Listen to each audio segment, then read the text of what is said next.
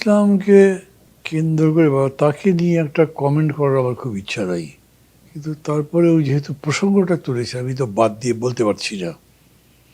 সেটা হচ্ছে যে মানে এর মধ্যে 111-এর গন্ধ পাওয়ার কি আছে, এটা তার একটু ব্যাখ্যা করা দরকার। আমি বুঝিনি এর মধ্যে, আমি এরকম কোনো গন্ধ পাইনি। যেটা মির্জা ফখরুল বলেছেন সেটা হচ্ছে যে সরকারের নিরপেক্ষতা নিশ্চিত করতে হবে। সরকার যদি তার নিরপেক্ষতা প্রমাণ করতে না পারে তাহলে একটা নিরপেক্ষ সরকারের প্রয়োজন হবে।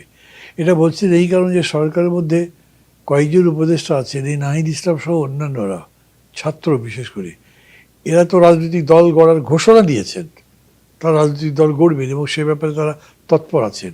এবং তাদের রাজনৈতিক তৎপরতা বা কর্মতৎপরতার মধ্যেও অনেকেই সরকারি প্রোটোকল পাচ্ছেন, যারা সরকারি পদে আছেন। এইটার কারণে উনি এটা বলেছেন।